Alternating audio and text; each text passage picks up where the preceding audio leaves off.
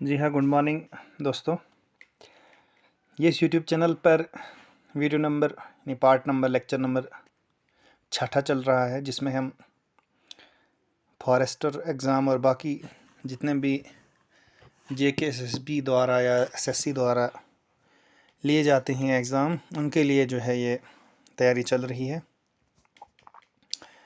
तो आज प्रेजेंट में जो एग्ज़ाम होने जा रहा है वो है जम्मू कश्मीर JKSSB के द्वारा फॉरेस्टर का।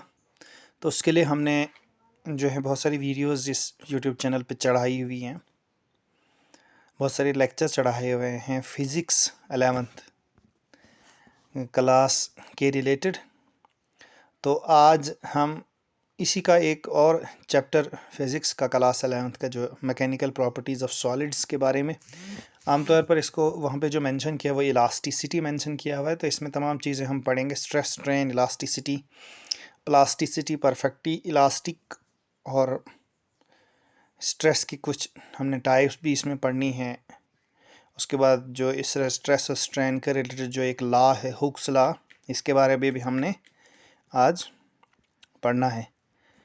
तो बस आप तमाम दोस्तों से गुजारिश रहेगी कि आप वीडियो को लाइक कीजिए, शेयर कीजिए और मेरे इस चैनल को सब्सक्राइब कीजिए।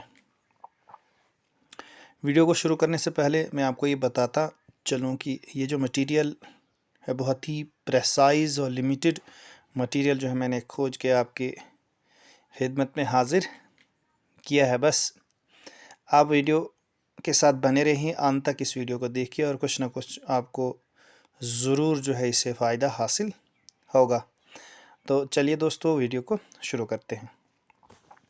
तो इलास्टिसिटी किसी भी आमतौर पर सॉलिड के रिलेटेड इलास्टिसिटी के बारे में पढ़ा जाता है। तो इलास्टिसिटी जो है किसी भी सॉलिड की किसी भी एक्सटर्नल फोर्स से उसकी शेप में अगर कोई तब्दीली आती है उसको कहते हैं इलास्टिसिटी।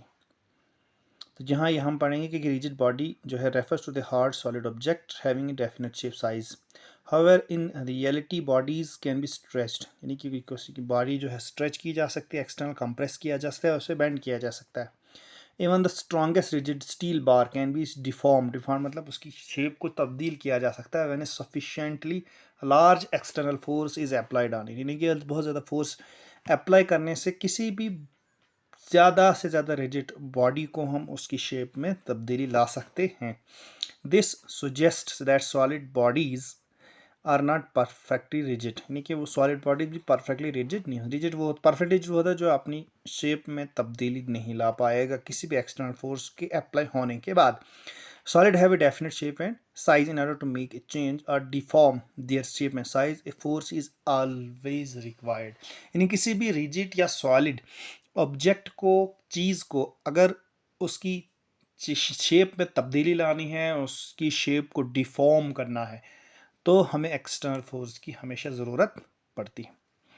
उसके बाद हम पढ़ेंगे डिफॉर्मिंग फोर्स के बारे में। A deforming force is can be defined as a force that produce a change in configuration, size and shape of an object on applying it, यानी कि डिफॉर्मिंग फोर्स वो फोर्स होती है जो फोर्स किसी भी ऑब्जेक्ट पे लगाने के बाद वो अपनी कॉन्फ़िगरेशन को, मतलब अपनी शेप और साइज को क्या करता है, तब्दील करता है, उसमें तब्दीली लाता है। प्रोड्यूस चेंज इन कॉन्फ़िगरेशन, यानी उसकी शक्ल में, उसकी सूरत में तब्दीली आती है, उसको कहते हैं डिफॉर्मिंग फोर्स।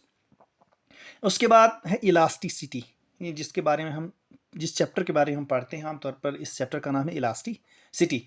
तो आमतौर पर इस पे लिखा गया है मैकेनिकल प्रॉपर्टीज ऑफ सॉलिड, तो इसमें इलास्टिसिटी के अलावा बाकी भी स्ट्रेस, स्ट्रेन वगैरह तमाम चीज़ें आती हैं।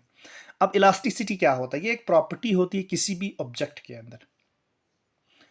ऑब्जेक्ट के अंदर एक प्रॉपर्टी होती है कि डिफॉर्म होने के बाद वो खुद से अपनी ओरिजिनल कॉन्फ़िगरेशन में आ जाता है जब हम डिफॉर्मिंग फोर्स को रिमूव करते हैं। इससे पहले हमने पढ़ा कि डिफॉर्मिंग फोर्स होती है वो फोर्स, एक्सटर्नल फोर्स, जो किसी भी ऑब्जेक्ट में उसके शेप में तब्दीली लाता है, उसको कहते हैं डिफॉर्मिंग फोर्स। लेकिन इलास्टिसिटी एक ऐसी प्रॉपर्टी होती है किसी भी ऑब्जेक्ट के अंदर, जब हम उसको डिफॉर्मिंग फोर्स लगाते हैं और डिफॉर्मिंग फोर्स लगाने के बाद वह अपनी ओरिजिनल कॉन्फ़िगरेशन को तब्दील करता है।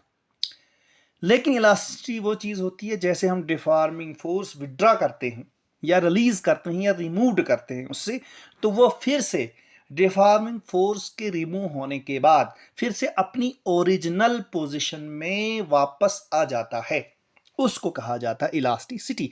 जिस तरीके से यहां पे लिखा गया है, elasticity refers to a property of an object by virtue of which it regain its original configuration after having the deformed force removed।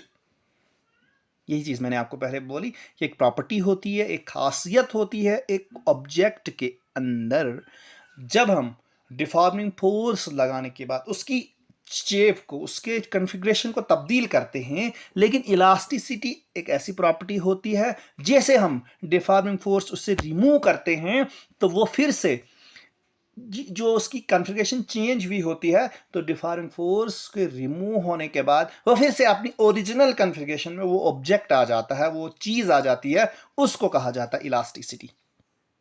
जिस तरीके से हम स्ट्रेच करते हैं किसी रबड़ को, तो जब हम रिलीज करते हैं उसकी डिफॉर्मिंग फोर्स, जैसे हम जो एक्सटर्नल फोर्स को रिमूव करते हैं तो रबड़ जो है फिर से अपनी ओरिजिनल पोजीशन में वापस आ जाता है। Stretch of a rubber band, it snaps back to its original shape and length, यानी कि वो फिर से वापस आ जाता है अपनी ओरिजिनल शेप में, ओरिजिनल लेंथ में वापस आ जाता है, उसको कहा जाता है इलास्टिसिटी। ये चीज आप समझ गए होंगे दोस्तों। इलास्टिसिटी एक ऐसी प्रॉपर्टी होती है सॉलिड के अंदर या किसी भी ऑब्जेक्ट के अंदर, जब हम उससे डिफॉर्मिंग फोर्स को रिमूव करते हैं वो फिर से अपने ओरिजिनल पोजीशन में जो है वो वापस आ जाता है, उसको कहा जाता है इलास्टिसिटी। जिसके बारे में हम इस चैप्टर के बारे में, जिस चीज के बारे में हम पढ़ रहे हैं, ये चीज आप समझ गए होंगे। अब उसके बाद कुछ बॉडीज होती हैं परफेक्टली इलास्टिक। परफेक्टली इलास्टिक का मतलब पहले मैं आपको समझाऊंगा कि जब हम डिफॉर्मिंग फोर्स को रिमूव करते हैं तो वो अपनी ओरिजिनल पोजीशन में वापस आता है, उसको कहा जाता है परफेक्टली इलास्टिक। जिस तरीके से यहां पे लिखा गया है, the bodies which have the capability, जिसके अंदर ये काबिलियत होती है to regain its original configuration immediately and completely after having the deforming force removed are termed as perfectly elastic bodies. जिस तरीके से यहां बताया गया है कि परफेक्ट इलास्टिक वो कैपेबिलिटी, वो काबिलियत होती है किसी भी ऑब्जेक्ट के अंदर कि जब हम उसकी डिफॉर्मिंग फोर्स को, जो एक्सटर्नल फोर्स हम उसके शेप को तब्दील करने के लिए इस्तेमाल कर रहे थे, जैसे हम उसको चेंज करेंगे, जब उसे हम रिमूव करेंगे तो वो जल्दी और कंप्लीटली, पूरी तरह से अपनी ओरिजिनल कॉन्फ़िगरेशन में वापस आ जाता है, उसको कहा जाता है परफेक्टली इलास्टिक, उसको कहा जाता है परफेक्टली इलास्टिक। जिस तरीके से यहां पे quartz fibre can be considered as perfectly elastic bodies. Quartz fibre जो है ये एग्जांपल है। इस तरीके से ऑब्जेक्ट भी पूछा जा सकता है कि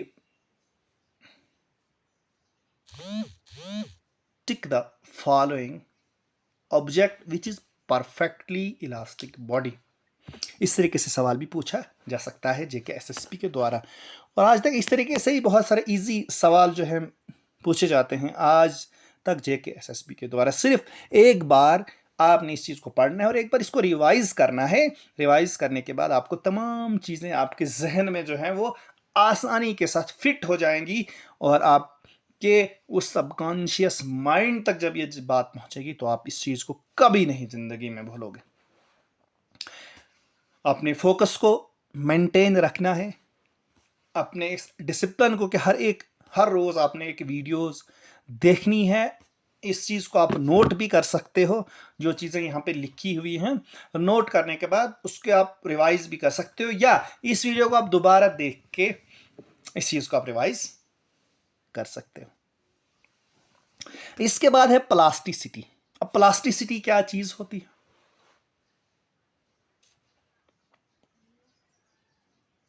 प्लास्टिसिटी वो चीज़ होती है, ये इलास्टिसिटी का मुखालिफ होता है, अगेंस्ट होता है।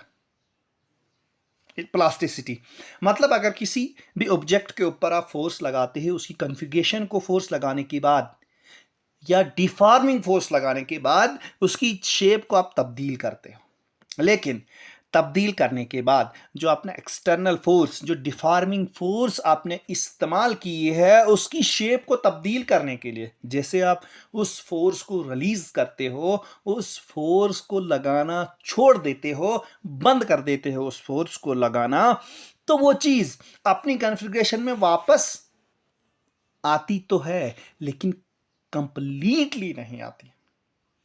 यानी कि when a body does not have the capability to regain its original shape and size completely and immediately after having a deformed force removed, यानी कि ना हो कंप्लीटली वो उस ओरिजिनल कॉन्फ़िगरेशन में आता है और नहीं इमीडिएटली, मतलब नहीं जल्दी से, उसको कहते हैं प्लास्टिसिटी।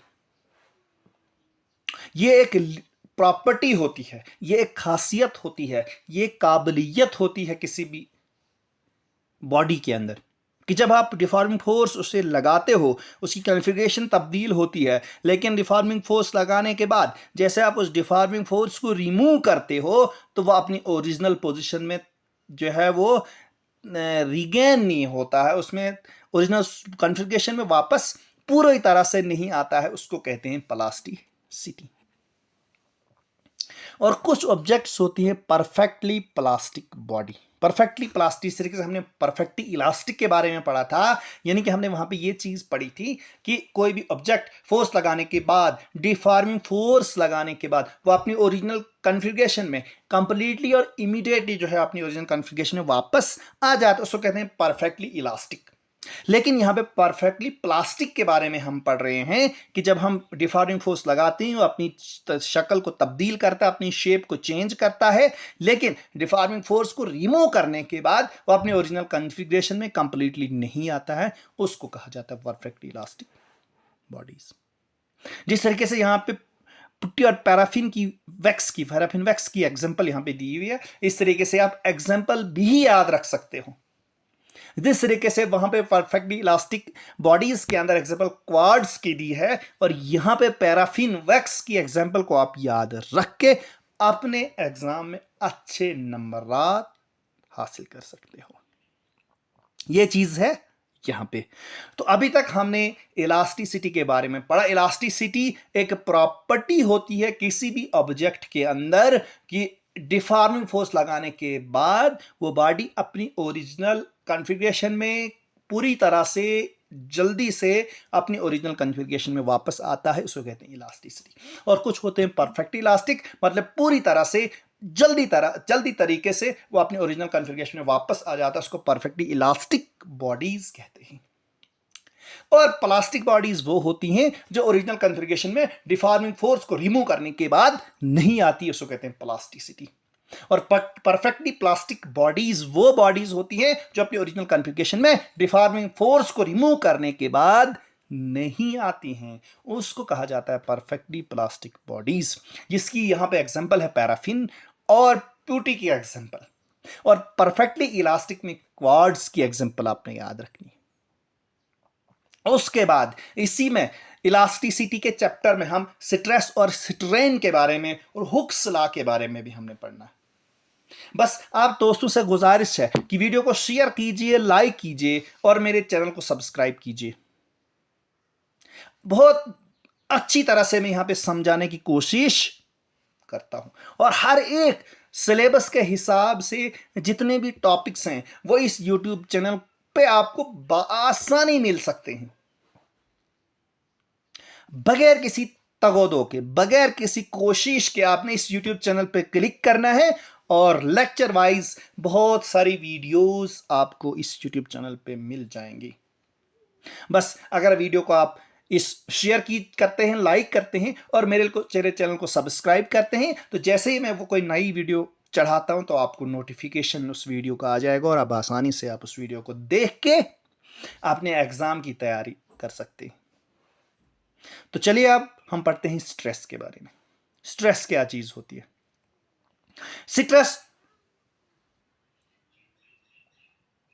स्ट्रेस एक इंटरनल फोर्स होती है किसी भी ऑब्जेक्ट के अंदर कि जब आप डिफॉर्मिंग फोर्स लगाते हो, डिफॉर्मिंग फोर्स को एक और चीज, एक इंटरनल फोर्स जो है वो मुखालिफ खड़ी हो जाती है, वो अपोजिशन में जो है वो खड़ी हो जाती है, उसको कहते हैं स्ट्रेस।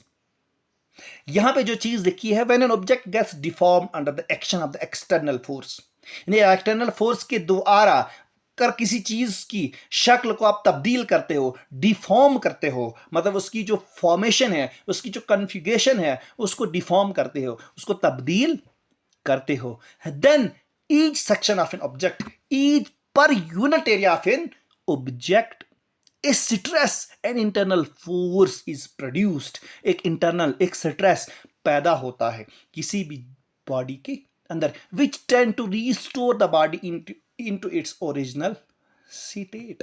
जो क्या करती है, जो कोशिश करती है उस बॉडी को ओरिजिनल शेप में रखने के लिए, ओरिजिनल शेप में लाने के लिए, ओरिजिनल शेप में उस तरह से रखने के लिए जो एक ताकत पैदा होती है, जो एक फोर्स पैदा होती है, उसको कहा जाता है स्ट्रेस. मिसाल के तौर पर किसी भी लोहे की चीज को आप किसी हथौड़े से मारते हैं गरम करके, लेकिन वो चीज, वो गरम की हुई चीज ये चाहती है कि मैं अपनी ओरिजिनल पोजीशन में ही रहूं, तो वो कौन सी फोर्स जो चाहती है उस चीज को अपनी ओरिजिनल पोजीशन में रखना, तो जो फोर्स उस चीज को अपनी ओरिजिनल पोजीशन में, ओरिजिनल शेप में, ओरिजिनल कॉन्फ़िगरेशन में रखना चाहती है, उस फोर्स को, जो इंटरनल फोर्स पैदा होती है, उस चीज को उसी कॉन्फ़िगरेशन में रखने के लिए डिफॉर्मिंग फोर्स लगाते हुए, एक्सटर्नल फोर्स लगाते हुए, उसको कहा जाता है स्ट्रेस. अब इस चीज से आप और एक चीज समझने की कोशिश करोगे, जिस तरीके से हम किसी लोहे को हथौड़े से मारते हैं तो वो आसानी से डिफॉर्म नहीं होता, वो आसानी से अपनी शक्ल को तब्दील नहीं करता जब तक ना हम उसको गर्म करते हैं. गर्म करने से क्या होता है, जो स्ट्रेस होता है ये कम पैदा होता है, ये निग्लिजिबल पैदा होता है. उस गर्म करने की वजह से जो स्ट्रेस होता है वो क्या हो जाता है, वो निग्लिजिबल हो जाता है. और जब हम हथौड़े से उसको मारते हैं तो वह आसानी से किसी भी दूसरी शक्ल में उसे आप तब्दील कर सकते हो. स्ट्रेस के बारे में ये चीज़ आपको समझ आ गई होगी. अब उसके बाद इसकी डेफिनेशन के बारे में अगर आपने ये तो समझने के लिए अभी तक था, तो अगर कहीं लिखने की ज़रूरत आपको पड़ेगी, खास करके 11th के बच्चों के लिए, the internal restoring force produced per unit area of A cross section of the deformed object is termed stress. अंदरूनी फोर्स जो पर यूनिट एरिया के अंदर पैदा होती है किसी भी डिफॉर्म ऑब्जेक्ट के अंदर, उसको कहते हैं स्ट्रेस. मैथमेटिकली इसे किस तरीके से हम दिखा सकते हैं, जिस तरीके से स्ट्रेस जो अप्लाइड फोर्स अपन पर यूनिट एरिया, और इसका जो ऐसा यूनिट है न्यूटन पर स्क्वायर मीटर, और पास्कल भी इसका ऐसा यूनिट है. और जिस तरीके से डायमेंशन अगर पूछा जाएगा तो ml -20 तो इस तरीके से इसका डायमेंशन फार्मूला भी आप याद रख सकते हैं. आमतौर पर स्ट्रेस का ऐसा यूनिट भी कभी पूछा जाता है, इसका डायमेंशन भी बहुत बार पूछा गया है, तो इस तरीके से आपने इसको इस तरीके से भी याद रखना है. तो इसके बाद हम कुछ क्वेश्चन भी लाएंगे आपके लिए. उन क्वेश्चनों में आप आसानी से देख सकते हैं, बहुत सारे जो क्वेश्चन हैं जो प्रीवियस ईयर में इस साइंस फिजिक्स के द्वारा जो है पूछे गए हैं, फिजिक्स के सिलेबस के द्वारा जो है पूछे गए हैं JK SSB की तरफ से, तो वो हम लाएंगे इस वीडियो के बाद आपके लिए. तो आप बने रहिए इस वीडियो के अंत तक. बहुत मज़ा आ रहा है इस लेक्चर को पढ़ाने में भी, और मैं उम्मीद करता हूँ कि आपको सुनने में भी ये बहुत मज़ा आ रहा होगा. उसके बाद हम टाइप ऑफ स्ट्रेस के बारे में पढ़ेंगे. 3 डिफरेंट टाइप्स ऑफ स्ट्रेस जो है वो यहाँ पे है. उसके एक है लॉन्गिट्यूडनल स्ट्रेस, दूसरा टेंजेंशियल और हाइड्रोलिक स्ट्रेस. अब लॉन्गिट्यूड स्ट्रेस के बारे में आप पढ़ गए, इंटरनल फोर्स जो पैदा होती है किसी भी डिफॉर्म ऑब्जेक्ट के अंदर, उसको कहते हैं स्ट्रेस. अब लॉन्गिट्यूडनल स्ट्रेस क्या होती है? When deforming force is applied normal to the area of the cross section, then the stress is termed as longitudinal stress. और नॉर्मल स्ट्रेस जो पैदा होता है किसी भी ऑब्जेक्ट के अंदर, it is further differentiated into 2 kinds, tensile stress और कंप्रेशनल स्ट्रेस. टेंसाइल स्ट्रेस क्या होता है? When there is increase in length of an object under the effect of the applied force, then the stress is termed as tensile stress. यानी किसी भी चीज को लंबा करने के लिए जो डिफॉर्मिंग फोर्स हम लगाते हैं, एक्सटर्नल फोर्स, उसके अंदर जो स्ट्रेस पैदा होता है उसको टेंसाइल स्ट्रेस कहते हैं. और कंप्रेशनल स्ट्रेस कि जब किसी भी ऑब्जेक्ट की लेंथ को डिक्रीज करने के लिए हम एक्सटर्नल फोर्स अप्लाई करते हैं, उसको कहा जाता है कंप्रेशनल स्ट्रेस या कंप्रेशन स्ट्रेस. ये 2 चीजें हैं. उसके बाद है टेंजेंशियल टेंजेंशियल स्ट्रेस और शेयरिंग स्ट्रेस भी कहा जाता है. When the deforming force are tangential to the surface of the body, it generates a change in the shape of the body. This tangential force applied for an area is termed as tangential stress or shearing stress. कि जब deforming force उसकी tangentially apply होती है, तो tangentially apply होने के बाद एक स्ट्रेस, एक इंटरनल फोर्स पैदा होती है, उसको कहते हैं टेंजेंशियल स्ट्रेस. उसके बाद है हाइड्रोलिक स्ट्रेस. जब लिक्विड के जरिए से एक्सटर्नल फोर्स लगाई जाती है, then the corresponding stress is termed as, यानी कि जिस तरीके से आप लिक्विड के अंदर जब कोई चीज़ डालते हो तो चारों तरफ से उसमें एक एक्सटर्नल फोर्स, डिफॉर्मिंग फोर्स जो है वो लगती है. उस डिफॉर्मिंग फोर्स की अपोजिशन में जो स्ट्रेस पैदा होता है उसको कहते हैं हाइड्रोलिक स्ट्रेस. उसके बाद हम स्ट्रेन के बारे में पढ़ेंगे. स्ट्रेन क्या चीज होती है? When a deforming force gets applied on an object, the object undergoes a change in its shape and size. The fractional change in its setup is termed as strain. Strain मतलब होता है जब deforming force किसी भी object के ऊपर आप लगाते हो तो कितना वो अपनी शेप को, अपने उस साइज को, अपनी उस कॉन्फ़िगरेशन को तब्दील करता है. जितना फ्रैक्शनल चेंज उसके साइज में, उसकी कॉन्फ़िगरेशन में, उसकी शेप में पैदा होता है, उसको कहा जाता है स्ट्रेन. समझ गए होंगे आप?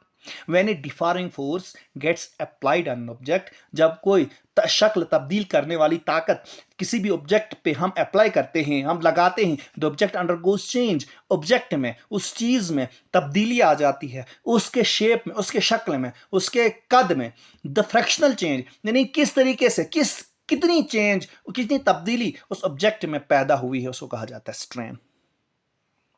मैथमेटिकली कैसे हम पढ़ते हैं इसको? चेंज इन डायमेंशन, उसकी डायमेंशन में, उसके लेंथ में, उसके ब्रेड्थ में, उसकी हाइट में कितनी तब्दीली आई है, डिवाइड बाय ओरिजिनल डायमेंशन. उससे पहले डिफॉर्मिंग फोर्स के लगाने से पहले उसकी ओरिजिनल डायमेंशंस क्या थी, ओरिजिनल लेंथ क्या थी, ओरिजिनल ब्रेड्थ क्या थी, ओरिजिनल हाइट क्या थी, उसमें जब हम डिवाइड करते हैं तो आपके पास स्ट्रेन निकल के आ जाता है. और इस ये डायमेंशनलेस क्वांटिटी है और इसके कोई ऐसा यूनिट नहीं है. क्यों ऐसा यूनिट, नो यूनिट, इससे ऐसा यूनिट नहीं है? क्योंकि ये रेशो है दो क्वांटिटीज का. जब हम दो सेम क्वांटिटीज का रेशियो निकालते हैं तो डिवाइड में दोनों कैंसिल आउट हो जाती हैं, तो वो डायमेंशनलेस हो जाती हैं. तो ये भी क्वेश्चन पूछा जा सकता है कि स्ट्रेन क्या है, डायमेंशनलेस है कि इसका कोई डायमेंशन है, और नन ऑफ दीज या बोथ वगैरह, इस तरीके से पूछा जा सकता है. उसके बाद लॉन्गिट्यूडनल स्ट्रेन क्या होता है? Change in length upon original length. जिस तरीके से लॉन्गिट्यूड हमने ऊपर पढ़ा था लॉन्गिट्यूडनल स्ट्रेन के बारे में, ये लॉन्गिट्यूडनल स्ट्रेस के बारे में हमने पढ़ा था ऊपर कि किसी भी लेंथ की तब्दीली में, यानी किसी डिफॉर्मिंग फोर्स के लगाने से उसकी लेंथ में फर्क आ जाता है, उसको कहते हैं लॉन्गिट्यूडनल स्ट्रेस. लेकिन यहाँ पे लॉन्गिट्यूडनल स्ट्रेन क्या है कि change in length upon original length. Volumetric strain क्या चीज होती है? Change in volume on original volume. ये आसानी से आप समझ गए होंगे क्योंकि यहाँ पे समझाने की जरूरत नहीं है. उसके बाद शेयरिंग जो हमने टेंजेंशियल पढ़ा, tangential force applied upon area of force, इस तरीके से आपने ऊपर समझा था. उसके बाद हम हुक्स लॉ के बारे में पढ़ेंगे. हुक्स लॉ कहता है कि जो स्ट्रेस है वो डायरेक्टली प्रोपोर्शनल जो है स्ट्रेन के बराबर है. जिससे कि स्ट्रेस क्या चीज होती है? एक इंटरनल फोर्स अप्लाई होती है डिफॉर्मिंग फोर्स के लगाने की वजह से, उसको कहते हैं स्ट्रेस. और स्ट्रेन क्या चीज होती है? स्ट्रेन होता है कि कितनी ऑब्जेक्ट डिफॉर्मिंग फोर्स लगाने के बाद उसकी डायमेंशन में फर्क आता है, उसको कहते हैं स्ट्रेन. ये इसी पे हुक्स लॉ है. Hooke's law observe that when elastic limit the stress turns out to be directly proportional to the strain. Stress जो है डायरेक्टली प्रोपोर्शनल होती है किसके? स्ट्रेन के बराबर. के इंटू स्ट्रेन जो है, के जो है कांस्टेंट ऑफ प्रोपोर्शनलिटी है, इसको इलास्टिक मॉडुलस भी कहा जाता है. Here it is to be noted that there are some materials which do not obey Hooke's law. कुछ मटेरियल जो है ओबे हुक्स लॉ को नहीं करते हैं, जैसे रबड़ है, ह्यूमन है, मसल्स हैं, क्योंकि इसमें क्या आ जाता है, जब फोर्स हम छोड़ देते हैं ये इलास्टिसिटी इतनी ज्यादा होती है कि अपनी ओरिजिनल पोजिशन में वापस आ जाते हैं. जहां पर स्ट्रेन पैदा ही नहीं होता, क्योंकि स्ट्रेन होता है जब उसकी कॉन्फ़िगरेशन तब्दील होती है, जब उसकी डायमेंशंस तब्दील होती हैं, जब उसकी लेंथ बढ़ती है, उसकी ब्रेड्थ बढ़ती है डिफॉर्मिंग फोर्स लगाने के द्वारा। लेकिन यहाँ पे रबड़ के अंदर जब रबड़ को छोड़ते हैं तो वो अपनी ओरिजिनल कॉन्फ़िगरेशन में वापस आ जाता है, तो ना ही लेंथ में इंक्रीज होता है, ना ही ब्रेड्थ में इंक्रीज होता है, और ना ही हाइट में इंक्रीज होता है। इसका मतलब डायमेंशन में उसमें तब्दीली नहीं आती है, वो अपनी ओरिजिनल पोजीशन में ये वापस आ जाता है। इसको कहा जाता है हुक्स लॉ। उसके बाद हम types of modulus of rigidity के बारे में पढ़ेंगे। Young modulus of rigidity, it refers to the ratio of normal in a longitudinal stress to the longitudinal strain within the elastic limit। longitudinal stress और longitudinal strain के बारे में आप समझ गए होंगे। longitudinal stress मतलब उसकी लेंथ में तब्दीली आ जाती है, और longitudinal strain मतलब कितनी तब्दीली आ जाती है। स्ट्रेस मतलब longitudinal स्ट्रेस में तब्दीली आने के बाद कितनी इंटरनल फोर्स पैदा होती है, डिवाइड बाय लॉन्गिट्यूडनल स्ट्रेन मतलब उसकी डायमेंशन में कितनी तब्दीली आती है, उसको कहा जाता है longitudinal strain. It has the same unit as stress because strain does not have any unit, क्योंकि स्ट्रेन का कोई यूनिट नहीं है, तो स्ट्रेस जो लॉन्गिट्यूडनल स्ट्रेस ऊपर उसका ही यूनिट है, जिसका है न्यूटन पर स्क्वायर मीटर या पास्कल भी कहा जाता है। अब यहाँ पे एक चीज लिखी हुई है, metal usually have high value of young modulus compared to other materials. Scientifically, the higher the young modulus of the material, the more elastic it is. जितना ज्यादा जो है वो मॉडुलस, यंग मॉडुलस किसी भी मटेरियल का होगा, उतनी ज्यादा वो चीज इलास्टिक होगी। क्योंकि यहां पे देखो, अगर लॉन्गिट्यूडनल स्ट्रेस ज्यादा होगा, लॉन्गिट्यूडनल स्ट्रेस ज्यादा होने का मतलब यह है इंटरनल फोर्स बहुत ज्यादा है, यानी इतनी ज्यादा है कि उतना स्ट्रेन यानी उतनी उसकी डायमेंशंस में फर्क नहीं आता है। जब फर्क नहीं आता है तो इतना स्ट्रेस अंदर से पैदा होता है कि वो अपनी ओरिजिनल पोजीशन में उसको धकेल देता है, फिर वापस लाने की कोशिश करता है। जब वापस लाने की कोशिश करता है, इसका मतलब वापस कौन सी चीज आती है जो बहुत ज्यादा इलास्टिक होती है, वो वापस आ जाती है। इस तरीके जिस तरीके से हम इलास्टिक के बारे में पढ़ेंगे, जैसे हमने रबर के बारे में पढ़ा, क्योंकि स्ट्रेन पैदा ही नहीं होता। जब स्ट्रेन पैदा ही नहीं होता तो यहाँ पे स्ट्रेस जो है वो बहुत ज्यादा होगा, तो अपनी ओरिजिनल पोजीशन में वापस आ जाता है। इस तरीके से रबर जो है हाईली इलास्टिक होता है। समझ गए होंगे आप यहाँ पे। उसके बाद हम पढ़ेंगे बल्क मॉडुलस ऑफ रिजिडिटी। इसका क्या मतलब है? It refers to the ratio of direct stress to the volumetric strain within the elastic limit. यानी कि जब हम स्ट्रेस लगाते हैं और वॉल्यूमेट्रिक स्ट्रेन पैदा होता है, मतलब उसके वॉल्यूम में तब्दीली आती है। वॉल्यूम मतलब लेंथ, ब्रेड्थ और हाइट, तीनों में। इसको हम K से डिनोट करते हैं बल्क मॉडुलस ऑफ रिजिडिटी को। K is equal to -FA upon delta V upon V, तो -PV upon delta V, force upon area जो है प्रेशर होता है। इस तरीके से हम unit of modulus is same है स्ट्रेस का, जिस तरीके से ये है, जिस तरीके से यहाँ दिखाया गया है कि चारों तरफ से वॉल्यूम की तरह, यानी कि एक लिक्विड की तरह जब किसी चीज़ को हम जो है वो कंप्रेस करते हैं तो उसके अंदर जो पैदा होती है स्ट्रेस और स्ट्रेन, उसको कहते हैं वॉल्यूमेट्रिक स्ट्रेन या बल्क मॉडुलस ऑफ रिजिडिटी। उसके बाद है कंप्रेसिबिलिटी। कंप्रेसिबिलिटी किसी भी मटेरियल की reciprocal of the bulk modulus of rigidity, reciprocal of the यानी 1 के। जिस तरीके से bulk modulus of rigidity K के बराबर हमने किया, तो कंप्रेसिबिलिटी क्या चीज होती है? ये रेसिप्रोकल होता है bulk modulus of elasticity. C से डिनोट हम कंप्रेसिबिलिटी को करते हैं 1 के। इसका SI यूनिट जो होता है न्यूटन पर न्यूटन स्क्वायर मीटर पर न्यूटन, यानी इसका उलट। जिस तरीके से हमने इस बल्क मॉडुलस ऑफ रिजिडिटी का न्यूटन पर स्क्वायर मीटर के बारे में हमने पढ़ा था, तो यह है स्क्वायर मीटर पर न्यूटन इस तरीके से आप CGS में डाइन स्क्वायर सेंटीमीटर है, इसका है ऐसा यूनिट। डाइन में भी पूछा जा सकता है और आमतौर पर ऐसा यूनिट ऐसे पूछा जा सकता है। उसके बाद हम पढ़ेंगे मॉडुलस ऑफ रिजिडिटी और शेयरिंग मॉडुलस।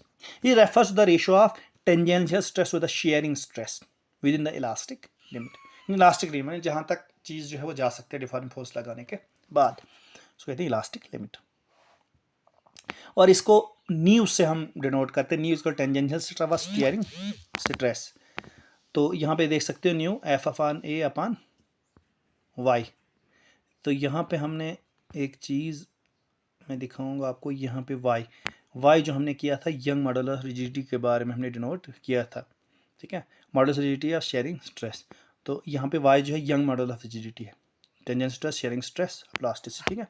तो इस तरीके से आप F अपान F जो है वो फोर्स है, A अपान एरिया है, y A जो है वो यंग मॉडल्स ऑफ रिजिडिटी है। SI यूनिट जो है न्यूटन, सेम है SI यूनिट इसका।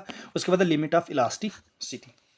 लिमिट ऑफ इलास्टिसिटी क्या चीज़ होती है? The maximum value of the deforming force for इलास्टिसिटीज experience in the body is known age limit of elasticity. यानी कि मैक्सिमम फोर्स, डिफॉर्मिंग फोर्स आप कितनी लगा सकते हो किसी भी ऑब्जेक्ट के अंदर ताकि वो इलास्टिक लिमिट में रहे। मतलब क्या है कि वो चीज फोर्स लगाने के बाद टूट ही ना जाए, उसके पार्टिकल्स बिखर ही ना जाएं, वहां तक, उसको कहते हैं इलास्टिक लिमिट। उसके बाद है स्ट्रेस स्ट्रेन कर्व के बारे में भी यहाँ पूछा जा सकता है। कुछ चीज़ें यहाँ पे पॉइंट्स दिए हुए नीचे, तो इस तरीके से भी आपको पूछा जा सकता है। तो ये उतना कर्व जो है इंपॉर्टेंट नहीं है। यहाँ पे आप इलास्टिक बिहेवियर, इलास्टिक वगैरह, ये उतना इंपॉर्टेंट आपके लिए नहीं है। तो इतना ही था इस वीडियो के अंदर, जिसमें हमने क्या पढ़ा, इलास्टिसिटी के बारे में पढ़ा। तो अगर फिर से आपको मैं अगर रिवाइज करने की कोशिश करूँगा तो ये सबसे पहले हमने इलास्टिसिटी के बारे में पढ़ा। इलास्टिसिटी किसी ऑब्जेक्ट की एक प्रॉपर्टी होती है जो डिफॉर्मिंग फोर्स लगाने के बाद अपनी ओरिजिनल कॉन्फ़िगरेशन में वापस आ जाता है, उसको कहा जाता है इलास्टिसिटी। और कुछ ऑब्जेक्ट्स होते हैं परफेक्टली इलास्टिक, कुछ होते हैं प्लास्टिसिटी, यानी ओरिजिनल कॉन्फ़िगरेशन जो वापस नहीं आते हैं उसको कहते हैं प्लास्टिसिटी। उसके बाद स्ट्रेस के बारे में हमने पढ़ा कि जो इंटरनल फोर्स पैदा होती है डिफॉर्मिंग फोर्स लगाने की वजह से, उसको कहते हैं स्ट्रेस। और स्ट्रेन को होते हैं जब डिफॉर्मिंग फोर्स लगाने की वजह से उसकी डायमेंशन में फ़र्क आता है, उसकी लेंथ ब्रेड्थ और हाइट में अगर फ़र्क आता है उसको कहते हैं स्ट्रेन। उसके बाद हुक्स लॉ के बारे में हमने पढ़ा। हुक्स लॉ क्या चीज़ होती है कि स्ट्रेस जो है वो डायरेक्टली प्रोपोर्शनल स्ट्रेन के बराबर है, तो ये हुक्स लॉ है। उसके बाद हमने बल्क मॉडल, ये भी उतना ज़्यादा इंपॉर्टेंट नहीं है, लेकिन आप SI यूनिट वगैरह इसके हिसाब से आप याद रख सकते हो। उसके बाद कोई ज़्यादा चीज़ इंपॉर्टेंट नहीं है। तो फिलहाल इतना ही। तो आज हम इस यूट्यूब चैनल पर लेक्चर नंबर, फिजिक्स का लेक्चर नंबर 6 जो है पढ़ रहे थे। तो बस आप तमाम दोस्तों से गुजारिश यही रहेगी, अगर आपको वीडियो अच्छी लगी, पढ़ाने का तरीका अच्छा लगा, अगर आपको समझ आ रही है, तो आप इस चैनल को सब्सक्राइब कीजिए, वीडियो को शेयर कीजिए और अपने दोस्तों लाइक कीजिए और अपने दोस्तों तक इसको शेयर कीजिए। Thank you, bye bye.